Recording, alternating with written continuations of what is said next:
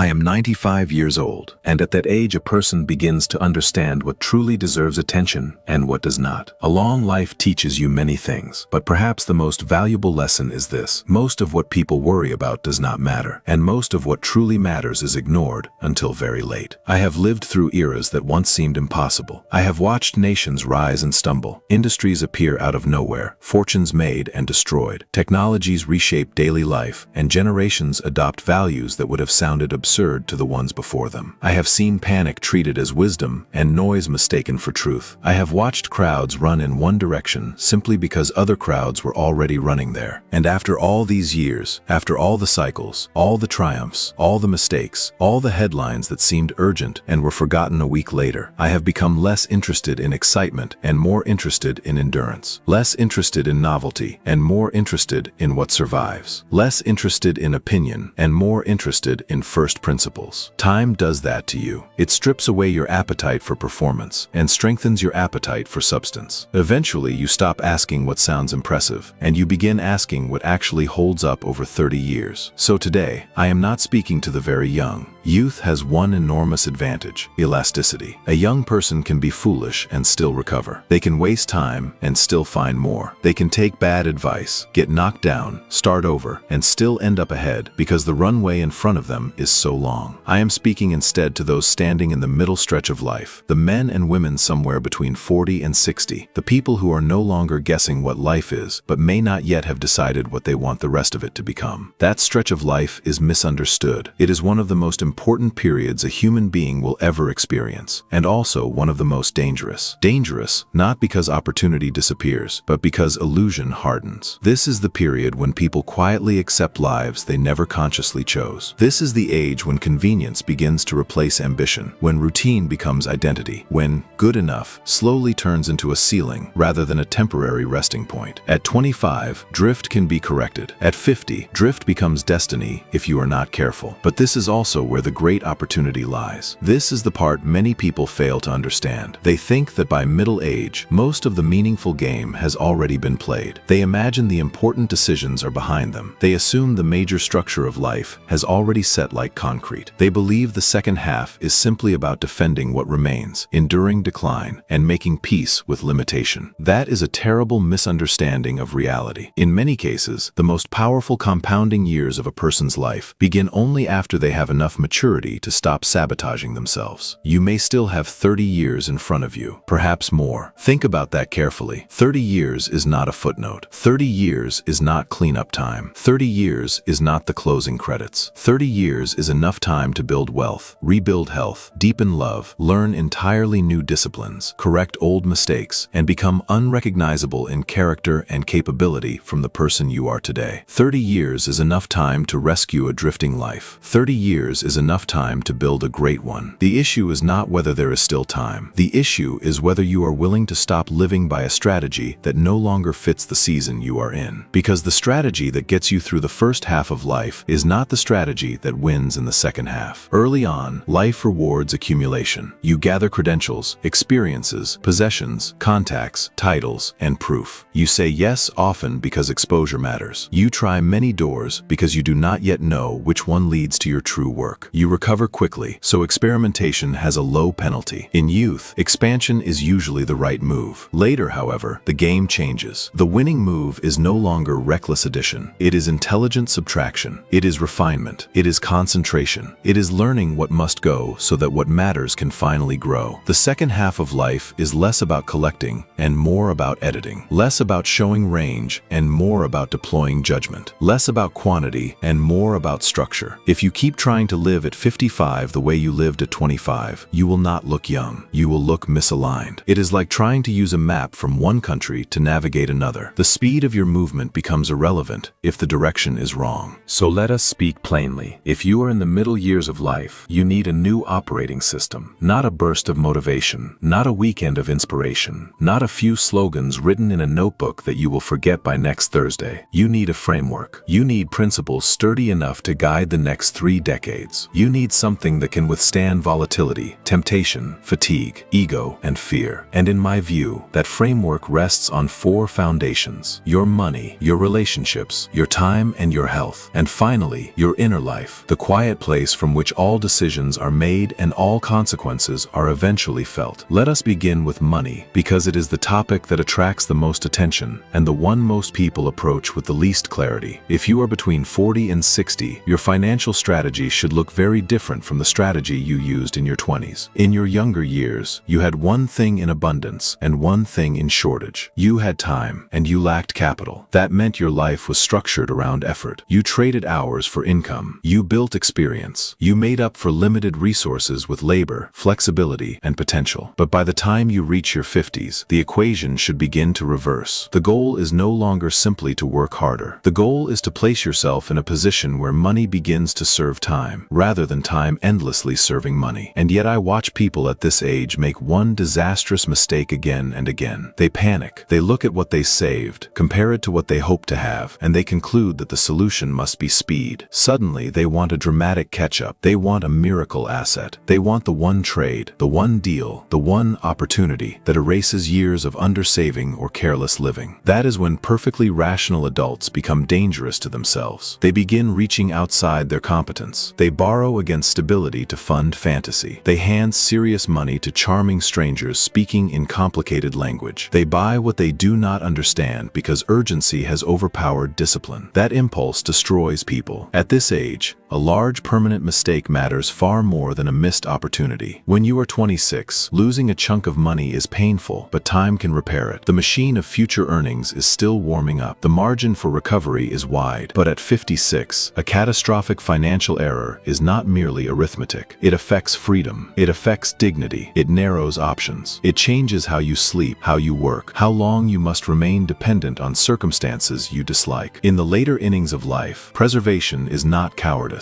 It is wisdom. That is why the middle years demand a shift from excitement to soundness. You do not need to impress anyone with brilliance. You do not need to tell a clever story at dinner about some exotic asset no one else understands. You do not need to be the hero who outguessed the crowd. For most people, the smartest financial life is not dramatic. It is steady, boring, automatic, and resilient. It is built on habit more than prediction. It is built on process more than genius. It is built on avoiding ruin more than chasing glory. People often underestimate the power of consistency because consistency is visually unimpressive. It does not make for viral stories. No one boasts about doing the sensible thing month after month for 20 years. But that is exactly how durable wealth is usually built. Not through emotional surges, but through repetition. Not through brilliance under pressure, but through discipline under ordinary conditions. The mature investor understands that the objective is not to turn every year into a spectacle. The objective is to remain in the game long enough for compounding to do the heavy lifting. And that requires humility, especially humility about what you do not understand. By middle age, you should have a very clear sense of your zone of competence. You should know where your judgment is strong and where it becomes fragile. You should know the kinds of businesses, decisions, and risks you can evaluate, and the kinds that turn you into a tourist. This is one of the great protections against self-inflicted damage. The world is full of seductive complexity. There will always be a confident person explaining why this new thing is different, why this exception is obvious, why this high-return possibility is somehow safe. If you do not know how to separate signal from theater, you become easy prey. There is tremendous power in being able to say, that may be a fine opportunity for someone else, but it is not mine. Those words save fortunes. Those words protect families. Those words preserve future choices. A person who knows the boundaries of their understanding is much safer than a person who confuses curiosity with competence. If you are a master at one trade, respect that mastery. If your edge lies in one industry, one craft, one domain, do not abandon prudence just because someone else is making fast money in a field you cannot properly evaluate. Outside your area of understanding, confidence is usually rented. Inside it, confidence is earned. But even more important than what you invest in is what you continue to become. The finest investment available to most adults in the middle years is not some secret security. It is themselves. That idea sounds obvious until you look at how people actually live. Many stop developing long before they stop aging. They let their minds settle into old grooves. They repeat old patterns, consume old opinions, rely on old methods, and then wonder why their value in a changing world begins to decline. Skills age, industries evolve, communication norms shift. Technology does not care how experienced you once were if you stopped learning 10 years ago. The person who keeps learning stays economically alive. The person who stops learning becomes brittle, and brittleness is expensive. If you are 50, it is not too late to become far better at speaking, writing, negotiating, listening, thinking, teaching, managing, selling, building, or adapting to new tools. In fact, this may be the ideal age to do it, because now you can attach new knowledge to lived experience. A younger person may absorb information faster, but an older person can often apply it with greater discernment. That combination can be extremely powerful. You may not need to become a beginner in every field, but you absolutely must avoid becoming obsolete in your own. Ask yourself a hard question. Are you increasing your earning power, or are you just hoping the world keeps rewarding an old version of you? Are you sharpening the instrument, or merely defending your reputation? Are you reading with intention? Are you learning from people who challenge your assumptions? Are you updating your abilities to match the future, or are you silently living off depreciating knowledge? A great many people reach the second half of life with assets on paper and erosion underneath. They own things, but they have stopped growing. That is more dangerous than it appears. And what is all of this money for anyway? That is the question people avoid until it is almost too late to answer honestly. If wealth does not increase your freedom, then its meaning is limited. If it gives you status but not autonomy, applause but not peace, then it may not be serving you nearly as well as you think. The highest purpose of money is not display. It is not theatrical consumption. It is not proof to strangers that you are winning. The highest purpose of money is optionality. It is room to breathe. It is independence of judgment. It is the ability to walk away from what is corrosive and move toward what is worthwhile. By your middle years, you should not simply be building a pile of assets. You should be building a reservoir of freedom, the kind that lets you leave bad environments, the kind that lets you reduce dependence on people you do not respect, the kind that allows you to act from principle rather than fear. Money held this way changes character. It stops being a mirror for ego and becomes a shield for your life. Once you understand that, spending changes too. You begin to see that many luxuries are disguised obligations. Many status symbols are actually forms of captivity. The expensive object often demands maintenance, attention, insurance, anxiety, comparison, and more income to support the image it projects. Simplicity, by contrast, expands your maneuverability. The less you need to prove, the less expensive your identity becomes. That is not deprivation, that is liberation. Now let us move to the second pillar, relationships. And on this front, I will tell you something uncomfortable. A person can be highly competent in business and still fail miserably in life. There are people who know how to allocate capital, but do not know how to preserve trust. People who can build enterprises, but cannot build closeness. People who understand leverage in finance and create ruin in their own homes. That is not success. That is imbalance dressed in prestige. When you are younger, your social world is often built by expansion. You collect acquaintances, attend everything, maintain broad circles, and mistake accessibility for friendship. There is a season for that. Exposure has value. Variety has value. But by midlife, the truth becomes harder to ignore. You do not have enough emotional energy to maintain dozens of shallow bonds and still offer depth to the people who actually matter. Time becomes more valuable, and so does attention. Every conversation has a cost. Every obligation claims space. Every social habit either nourishes you or extracts from you. This is why the second half of life requires relational pruning, not cruelty, not bitterness, not theatrical exits, just honest reduction. You must learn to distinguish between people who are part of your life and people who are merely occupying it. Some relationships carry warmth, mutuality, steadiness, and truth. Others are fueled by guilt, history, utility, obligation, vanity, or habit. If you continue feeding every connection simply because it has existed for a long time, you will slowly starve the relationships that deserve your best energy. A useful test is simple. Who leaves you clearer after contact, and who leaves you drained? Who can tell you the truth without humiliating you? Who celebrates your growth without becoming resentful? Who would answer the phone if the call came at a terrible hour? And whose presence in your life depends almost entirely on convenience? At some point, wisdom means accepting that not everyone must continue traveling with you. And once you make room, you can see more clearly the relationships that form the real substance of a life. In the end, the scorecard becomes remarkably simple, not simplistic. Simple. How many of the people whose love you value genuinely love you back? How much trust have you built that money cannot purchase? How much affection have you earned through character rather than performance? A person can die wealthy and relationally bankrupt. It happens all the time. There are people with public honors and private emptiness. People admired from a distance and unloved up close. People surrounded at events and alone in the moments that count. Love cannot be bought. Attention can be bought. Presence can be rented. Praise can be staged. Loyalty can be temporarily purchased. But real affection, attention, the kind that remains when the title disappears and the usefulness declines, must be deserved. And deserving it requires investment. It requires patience, consistency, kindness, honesty, restraint, and the discipline to care when there is no audience. This becomes especially important in middle age because the very season when your family needs your deepest presence is often the same season when your career asks for your maximum output. That tension breaks many homes. People tell themselves they are sacrificing for their loved ones while they are actually sacrificing their loved ones. They provide financially while withdrawing emotionally. They sit at the table but remain mentally elsewhere. They answer emails while their children are speaking. They postpone meaningful conversations with their spouse because work feels urgent and intimacy feels optional. Year after year, small acts of neglect accumulate. Then one day they discover the emotional account is empty and they cannot understand how it happened. It happened one distracted evening at a time. If you want a good second half of life, return your best attention to your home. Treat your marriage, your children, your parents, and your closest bonds with the seriousness you give important work. If something matters, schedule it, protect it, prepare for it, show up fully for it. Do not assume love can survive indefinitely on leftovers. Do not assume a family can thrive on your good intentions while living on the scraps of your attention. Children remember absence in emotional terms, not economic ones. Spouses feel neglect long before conflict becomes visible. A relationship rarely collapses all at once. Most wither slowly in an atmosphere of chronic postponement. Call more often. Listen longer. Ask better questions. Put the device away. Stay in the room. Learn to hear what is being said underneath the words. Sometimes the person in front of you does not need your solution. They need your steadiness. They need to feel that, for this moment at least, they matter more than your alerts, your deadlines, your fatigue, your scrolling, and your self-importance. When the professional season ends, as it always does, it will not be the conference audience standing beside your bed. It will not be the industry acquaintances. It will not be the people who thought you were impressive because of your title. It will be your real people, if you have cared for those bonds well enough that they still want to be there. Live now in a way that makes that future possible. Now we come to the third pillar, time and health. These two must be considered together because one determines the length of the journey and the other determines the quality of the miles. Young people spend time carelessly because time feels renewable. They assume more of it will arrive in quantities large enough to repair whatever they delay. Midlife introduces a new awareness. You begin to sense the finiteness of your calendar. You notice that years move faster. You realize that if you keep spending your days the way you spent the last 10 years, the next 10 may disappear before you properly inhabit them. That realization can either sharpen a life or send someone into frantic overactivity. Many choose the second. They become busier. They try to extract maximum output from every hour. They treat existence like a logistics problem. They optimize and schedule and commit and perform until there is no space left to think. This is not mastery. It is often just fear wearing productivity clothes. The goal of mature life is not endless activity. It is intelligent allocation. It is not doing more things. It is doing fewer things that truly matter. The people who seem most grounded in the second half of life are usually the people who became excellent at refusal. They learned that every yes creates a hidden no somewhere else. Every committee, dinner, board, obligation, side project, favor, appearance, and casual commitment draws from a finite reservoir. If you spend from that reservoir without thinking, you wake up one day to find your life filled with things you never deeply chose. A powerful question helps here. If this event, this obligation, this request were one of the final uses of my time, would I be content with that choice? Not because every moment must be monumental, but because too many people spend their lives in low-level surrender. They say yes to things that do not align with their values because refusal feels uncomfortable in the short term. Then they experience the long-term cost, fragmentation, resentment, exhaustion, and an existence with no clean center. Protect empty space. Guard unscheduled hours. Not so they can be consumed later by more work, but so they can hold thought, recovery, reflection, reading, walking, and conversation. A life with no margin is a life permanently vulnerable to noise. If you cannot hear yourself think, someone else will end up thinking for you. And now to health, the vessel carrying all of this. Money without health becomes a tragic joke. Freedom without energy is thin consolation. Wealth cannot fully compensate for a body that has been neglected into limitation. By midlife, your relationship with health must mature. It can no longer be about vanity alone. It can no longer be a cosmetic hobby, something visited only when appearance becomes inconvenient. Health at this stage is about function, longevity, clarity, mobility, resilience, and the ability to remain fully present in your own life. You have one body. That is not a metaphor. That is a fact. You do not receive a replacement. And by your 50s, the accumulated impact of your habits begins begins to show itself more honestly. Sleep debt, stress, inactivity, excess weight, poor diet, isolation, constant stimulation, alcohol abuse, unmanaged anxiety, emotional suppression, and chronic neglect all start to present the bill. The body is patient for a while, then it becomes explicit. But here is the encouraging truth. The human organism is often more responsive to improvement than people assume. It may take longer to recover than it did at 22, but recovery is still possible. Strength can be rebuilt. Cardiovascular fitness can improve. Mobility can increase. Sleep can normalize. Blood markers can change. Energy can return. Mood can stabilize. Not because of magic, but because the body responds to repeated care just as surely as it responds to repeated abuse. You do not need to become extreme. You need to become consistent. Walk daily. Lift regularly. Protect sleep. Eat like someone who intends to be useful at 80. Stretch. Breathe. Get sunlight. Reduce the obvious poisons. Stop treating recovery as laziness. Stop acting as if exhaustion is proof of importance. A chronically depleted person makes worse decisions in business, marriage, parenting, and money. Fatigue is not only physical, it is moral and cognitive. It weakens judgment. Think of health not as a side project, but as foundational infrastructure. Every domain of life depends on it. The patience to listen, the strength to work, the calm to think clearly, the discipline to save, the generosity to love well, the capacity to enjoy freedom. All of it is easier when the organism underneath is well maintained. Ignore this, and eventually every other pillar weakens. And never underestimate sleep. A culture that glorifies sleep deprivation is glorifying self-sabotage. Sleep is not dead time. It is repair, integration, regulation, cleanup, and renewal. To borrow from your future in order to flatter your present busyness is a terrible bargain. If you protect your sleep, you are not being indulgent. You are preserving your mind. Now we come to the fourth pillar, the one people postpone because it is harder to display and harder to fake: inner peace. By the middle years of life, many outward battles have become quieter, but an inward one intensifies. It is the battle against comparison, against envy, against the low-grade dissatisfaction produced by watching other people's visible lives and measuring them against your internal doubts. This poison becomes especially dangerous in midlife because the comparisons become more loaded. You are no longer comparing test scores or first salaries. You are comparing life outcomes, houses, titles, marriages, status, children, aging, relevance, net worth, influence, comfort, appearance, ease. And if you build your internal state on that game, you lose before the game even starts. Because there will always be someone ahead of you on some metric. There will always be a person with a larger number, more prestige, more visible admiration, better timing, or greater luck. If your peace depends on surpassing every rival in the visible arena, peace is impossible. The antidote is an inner scorecard. You must know what matters to you before the world tells you what should matter. You must decide what a good life means in your own terms, or you will spend decades renting standards from people you do not even respect. The outer scorecard asks, how do I appear? The inner scorecard asks, am I living in alignment? The outer scorecard seeks applause. The inner scorecard seeks integrity. The outer scorecard is endlessly hungry because it depends on response. The inner scorecard is steadier because it depends on truth. If you know what genuinely brings you contentment, then much of the theater of modern life loses its power. You stop buying symbols for audiences who are not paying your bills or carrying your burdens. You stop shaping your choices around people who are barely thinking about you. You stop mistaking social visibility for significance. You begin to prefer what fits over what dazzles. And that shift produces a profound kind of freedom. This is why simplicity becomes so attractive in the second half of life. Not because simplicity is fashionable, but because complexity has hidden costs. More possessions create more maintenance. More commitments create more fragmentation. More comparison creates more agitation. More ambition without self-knowledge creates more inner conflict. Simplicity, by contrast, returns a person to what can actually be enjoyed: a quiet morning, a healthy body, an unhurried meal, good work, a trusted friend, a strong mind, a peaceful home, a calendar with breathing room, a conscience that does not keep you awake. Wanting less is an underestimated power. People think satisfaction comes only from addition. Often it comes from subtraction. You do not have to acquire everything. Sometimes you only need to stop craving what was never meant for you. The space between what you have and what you insist on wanting is where much suffering lives. Narrow that space, and life becomes lighter almost immediately. And if you are listening to all this with some regret, let me speak to that directly. Perhaps you are thinking, this would have been useful 15 years ago. Perhaps you are reviewing your mistakes in real time. The money mishandled, the years drifted, the friendships neglected, the health ignored, the family moments missed, the energy spent on impressing people who were never going to save your life. Maybe you feel behind. That feeling is understandable, but it is not useful if it becomes identity. Regret can illuminate, but it cannot build. Self-reproach can wake a person up, but it cannot carry them forward if they decide to live in it. A life improves not when you become an expert historian of your failures, but when you become a disciplined architect of your next day. The first half may contain losses. Fine, record them honestly, learn from them thoroughly, but do not bow to them. The past is a ledger, not a prison. Its value lies in instruction, not occupation. If you are 50, 55, or 60, you are not finished. You may be far from finished. To someone my age, you are astonishingly rich in time. You have enough future left to make decisions that matter, enough time to build habits that compound, enough time to become wiser, kinder, stronger, calmer, healthier, and freer than you have ever been. Enough time to become the person your younger self would not have believed possible. But do not make the common mistake of trying to repair everything at once. Grand declarations are emotionally satisfying and operationally useless. People often fail not because they lack sincerity, but because they attempt a total life overhaul powered by temporary emotion. Then the old system reasserts itself. Better to move with clarity than drama. Choose one pillar first. Maybe you begin with money. Set up the automatic contribution. Simplify the account. Stop gambling. Learn the basics. Reduce leakage. Build the reserve. Make one wise financial move and let it repeat. Maybe you begin with relationships. Send the message. Make the call. Apologize without defending yourself. Schedule the evening. Sit longer at the table. Ask your child a real question and listen without interruption. Maybe you begin with health. Walk today. Go to bed earlier tonight. Book the checkup. Lift something tomorrow. Remove one habit that is obviously harming you. Add one habit that obviously strengthens you. Maybe you begin with time. Cancel something non-essential. Protect 1 hour of silence. Stop saying yes from guilt. Reclaim one corner of your calendar and make it yours again. Maybe you begin with inner peace. Log off. Stop comparing. Write down your own definition of enough. Name what actually matters. Reduce one source of noise. Practice wanting less. The beautiful thing about compounding is that it does not ask whether you started perfectly. It asks whether you started. It does not interrogate your history every morning. It responds to repetition in the present. The seed does not complain that it should have been planted years ago. It simply grows if planted now and cared for consistently. That is true in finance. It is true in marriage. It is true in parenting. It is true in health. It is true in character. So stop waiting for the feeling that everything is aligned and easy. Life rarely grants that moment. Begin while imperfect. Begin while embarrassed by the past. Begin while unsure. Begin while still tired. Begin while still learning. Begin before your confidence catches up. Action clarifies what reflection alone never will. You do not need to win back every lost year. You need to honor the years still available. You do not need to create a perfect life. You need to create a truer one. You do not need to become someone else. You need to stop abandoning what is best in yourself. If the first half of life was about proving, let the second half be about building. If the first half was about striving, let the second half be about alignment. If the first half was noisy, let the second half become clear. If the first half scattered your energy, let the second half gather it. If the first half taught you through pain, let the second half benefit from that tuition. There is still room for wealth. There is still room for love. There is still room for strength. There is still room for discipline. There is still room for joy. There is still room for deep repair. There is still room for peace, but only if you stop treating the future like a diminished version of the past and start treating it like the compounding field it still is. One wise choice today, another tomorrow, then another the day after that. This is how a life changes, not in one dramatic leap, but in repeated acts of alignment. The same force that can magnify your mistakes can also magnify your corrections. The days will pass either way. The question is whether they will pass building something or eroding something. So plant again, build again, strengthen again, simplify again, love again, learn again, protect again, live again. The scoreboard behind you cannot be altered. Leave it alone. The field in front of you is still open. Step onto it with humility, clarity, and courage. The future is not obligated to reward you, but it is still available to you. And that is more than enough to begin. I will say it one last time because it matters. Your best years may not be behind you just because your easiest years are. There is great power in a person person who has suffered enough to value wisdom, failed enough to respect discipline, and lived enough to stop chasing nonsense. If that person